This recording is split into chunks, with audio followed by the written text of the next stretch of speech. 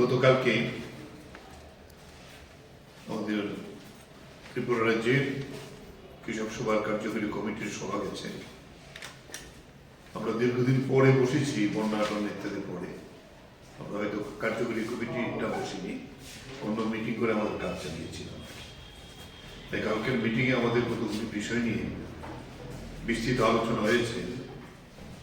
প্রথম যে আলোচনাটা হয়েছে সেটা হল বন্যা দুর্গত কৃষক যারা, তাদের যে রাজ্য সরকার তাদের নিয়ে ছিনিমিনি এখনো খেলছে, এই বিষয়টা আলোচনায় এসেছে। আমি আগে বলে নিয়ে এগুলো আমরা সবজি ফসলের দাম প্রচন্ডভাবে পড়ে গেছে।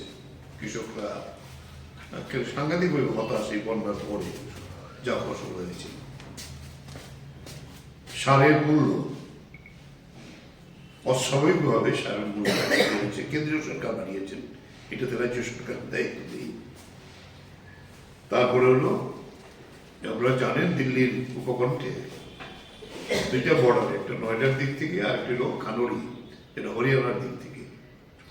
দুইটা বর্ডারে কৃষকরা আন্দোলন করছেন এবং একজন কৃষক যিনি জগৎ সিং দালওয়াল, আজকে প্রায় 44 দিন হয়েছে ওনার অনশন, আমরণ অনশনে বসেছিলেন। এটা একটা সিরিয়াস কনসার্ন, এই বিষয়টা আমাদের আলোচনা উঠে এসেছে।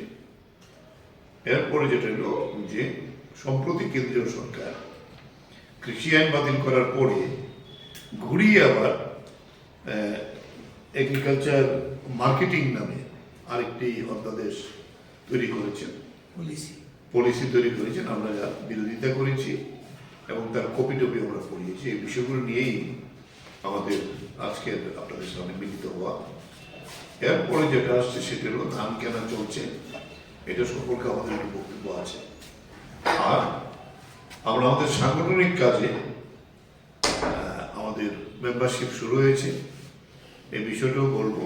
আর ফেব্রুয়ারি মাসে আমরা এই বিষয়গুলো নিয়ে ব্যাপক আন্দোলন একেবারে নিচের স্তর থেকে রাজ্য স্তর পর্যন্ত করার পরিকল্পনা আমরা গ্রহণ করছি।